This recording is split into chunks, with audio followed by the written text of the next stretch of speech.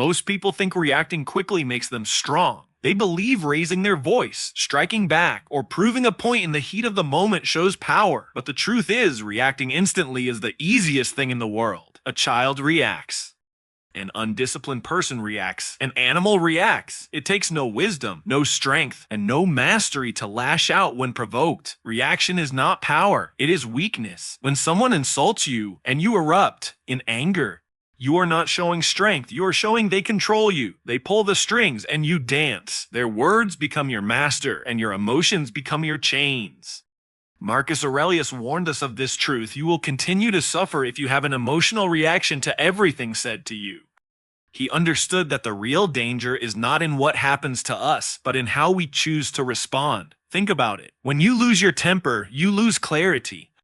Your judgment is clouded, your reasoning disappears, and suddenly, you are no longer in charge. The moment you react, you hand your power to the world. This is why the Stoics taught us to resist reacting blindly.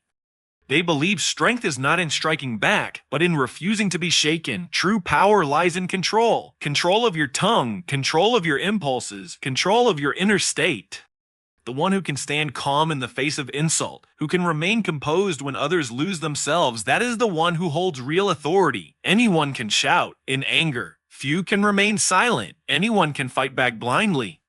Few can walk away with dignity. The world is full of people trying to provoke you. They test your patience. They attack your pride. They look for weakness, and every time you react, you show them exactly where you can be broken. But when you do not react, when you hold your ground and remain calm, you become untouchable. They cannot control you because you do not give them the power. Do not mistake this calmness for passivity. Choosing not to react does not mean you are weak or afraid. It means you are wise. It means you have chosen self-mastery over self-destruction. It means you are strong enough to rise above the noise of petty conflicts and keep your focus on what truly matters. In the end, the strongest man is not the one who conquers others, but the one who conquers himself. Power is not found in rage, it is found in restraint. Control is not the absence of feeling, it is the mastery of feeling. So remember, when you react, you are weak. When you control yourself, you are powerful. Reaction is slavery, control is freedom, and the one who holds his emotions in check is stronger than the one who rules nations. One of the greatest sources of human suffering is the illusion that we can control everything around us. We want people to treat us a certain way. We want life to unfold exactly as we plan. We want the world to bend to our expectations. But life is not built on our desires. People will betray you. Circumstances will change without warning. Fortune will turn her wheel, and events will happen that you never imagined. The Stoics remind us of a timeless truth. You cannot control the world, but you can control your mind. Epictetus said it clearly. We suffer not from the events in our lives, but from our judgment about them.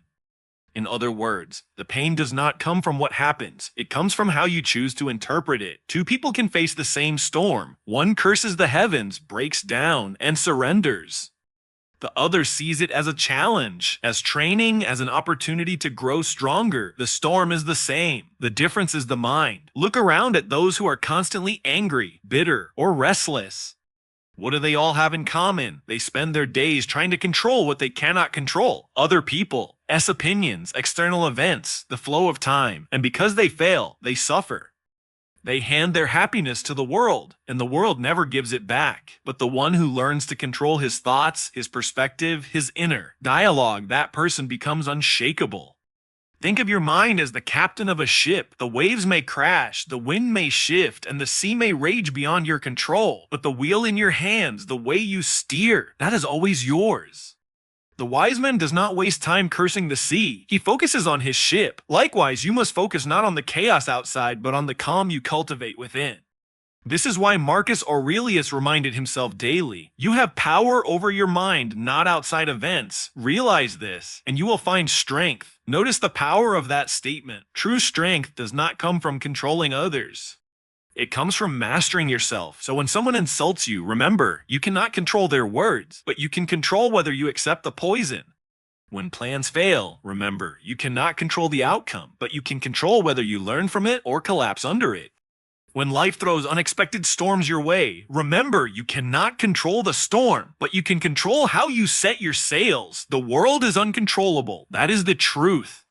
But your mind, your choices, your perspective, that belongs only to you. The man who chases control of the world will forever be disappointed. The man who masters his mind, however, is free, no matter what happens. So stop fighting the outside. Start mastering the inside. You cannot control the world, but you can control the one thing that truly matters, your mind. And in that control, you will discover the strength that nothing and no one can ever take away from you. In every moment of life, there is a small but powerful space, a pause. Something happens to you. Someone insults you. Life disappoints you. Chaos strikes. That instant is the stimulus. Most people immediately react without thinking. And they explode. In anger, they complain. They collapse into despair. But between the event and your reaction, there is always a pause, even if it lasts only for a heartbeat. And in that pause lies your greatest power, the power to choose your response. The Stoics understood this. Seneca advised, the greatest remedy for anger is delay. Why delay? Because anger is fire, and fire burns hottest at the beginning. Delay allows the flame to cool before it consumes you. When you give yourself that moment of pause, you step out of slavery to your impulses. You create space for reason to enter. You regain control. Imagine a man insulted in public. The natural impulse is to strike back, to defend pride, to meet fire with fire. But a Stoic pauses. He breathes. He asks himself, will reacting make me stronger or weaker? Does this person's opinion truly harm me, or do I harm myself by giving it weight? In that short reflection, the insult loses its power. The one who pauses refuses to be manipulated. Think of how many regrets in life are born from reactions without thought, words spoken, in anger that cannot be taken back, decisions made in panic that lead to disaster, actions taken in haste that wound others and ourselves. But how many of those moments could have been transformed with a single pause, a single breath, a moment of reflection? That is why the pause is sacred. It is the difference between wisdom and foolishness, between mastery and slavery. This is not about suppressing emotion. The Stoics never taught us to deny our humanity. Instead, they taught us to discipline it. The pause is not about refusing to feel. It is about refusing to be ruled by feeling. You acknowledge the anger, but you do not let it choose your words. You acknowledge the fear, but you do not let it dictate your actions. You acknowledge the pain, but you do not let it control your future. In modern life, everything pushes us to react instantly. Social media, arguments, news, all designed to trigger and provoke. But the strong man, the Stoic, resists. He creates a buffer between stimulus and response.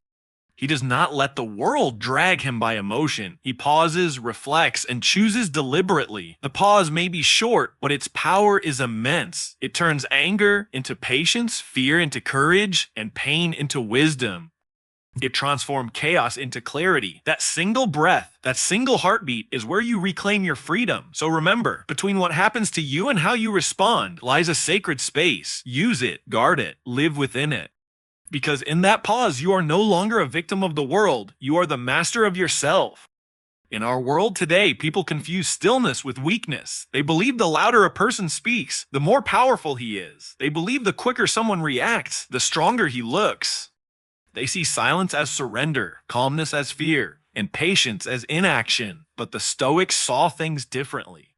They understood that true strength is not measured by how much noise you make, but by how little you are moved by the noise of others. Consider the storm. The winds rage, the thunder roars, the rain strikes fiercely. It is loud, violent, and destructive, but soon the storm passes. Then consider the mountain, silent, still, unmoved. No matter how hard the winds blow or how heavy the rain falls, the mountain remains.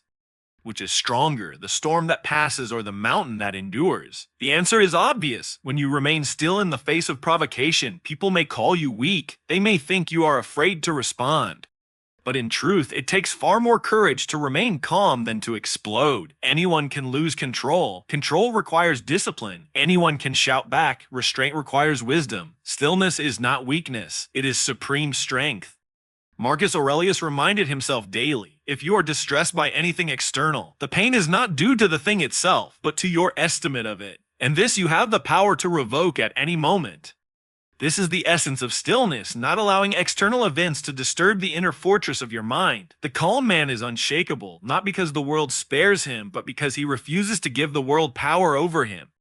Think of the battlefield of life. The man who reacts to every insult, every challenge, every provocation, he wastes his energy on trivial things. He fights meaningless battles.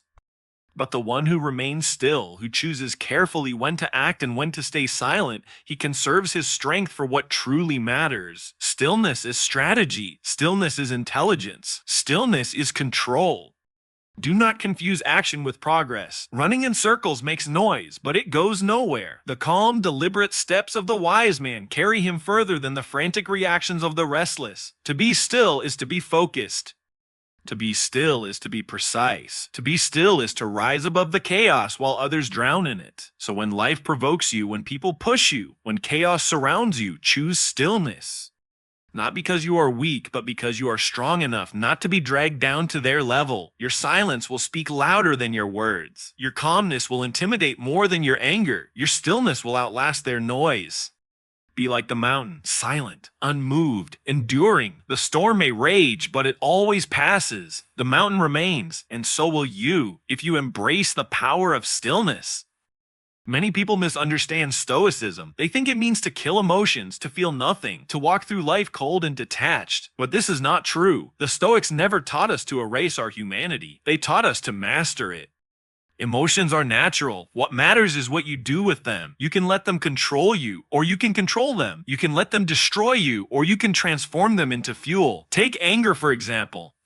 Left unchecked, anger becomes rage. Rage blinds the mind, ruins relationships, and leads to regret. But anger, when disciplined, can be turned into courage. It can drive you to stand against injustice, to protect what matters, to act with strength instead of weakness. The fire that burns uncontrolled destroys everything in its path, but the same fire, when contained and guided, forges steel. Your anger can destroy you, or it can forge you into something unbreakable. Think also of pain. Most people run from it. They try to numb it, hide from it, or complain about it. But the Stoics saw pain as a teacher. Seneca wrote, "Difficulties strengthen the mind, as labor does the body." Pain reveals your limits, but it also pushes you to grow beyond them. Every scar carries wisdom. Every hardship carries a lesson. You can allow pain to make you bitter, or you can allow it to make you wiser, tougher, and more prepared for the storms of life. Fear, too, is often seen as weakness. But fear, if controlled, can sharpen you. Fear makes you cautious, alert, aware. It can teach you respect for life and humility in the face of challenges. Fear only destroys you when you let it paralyze you.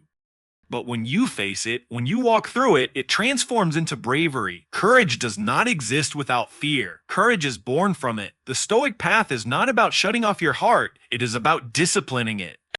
Your emotions are not enemies to be killed, but allies to be trained. Left uncontrolled, they will enslave you. But if you master them, they will serve you. Anger becomes courage. Pain becomes wisdom. Fear becomes strength. Think of yourself as a blacksmith and your emotions as raw metal. On their own, they are rough, shapeless, and dangerous. But when placed into the fire, hammered with discipline and shaped with patience, they become tools of immense strength. You are the blacksmith of your soul. Your emotions are the material. The choice is yours. Will you let them remain wild and destructive, or will you forge them into something powerful? True Stoicism is not the absence of emotion, but the transformation of it. You are not called to be an empty shell. You are called to be a master of your inner world. When you channel your emotions instead of being consumed by them, you turn weakness into strength, chaos into order, and pain into power. The greatest slavery in life is not being ruled by another person. It is being ruled by your own emotions. Anger, fear, jealousy, and pride chain more men than kings or governments ever could. When you are quick to react, when your peace depends on how others treat you, when your happiness is tied to things outside your control, you are not free, you are a prisoner. And yet, most people live this way, enslaved by their own impulses, constantly pulled back and forth by whatever life throws at them. The Stoics taught us that real freedom is found within. Epictetus said, "No man is free who is not master of himself." Notice the wisdom in that statement. You can live in a palace, you can have wealth and power, but if one insult can shatter your pride, if one misfortune can throw you into despair, you are still in chains. On the other hand, you can be poor, unknown, overlooked by the world, yet if your mind is calm and your emotions are under your control, you are freer than any king. True freedom is emotional independence, the ability to stand tall when others fall apart, to remain calm when others lose themselves, to carry peace within you regardless of the storms outside. This independence does not mean indifference.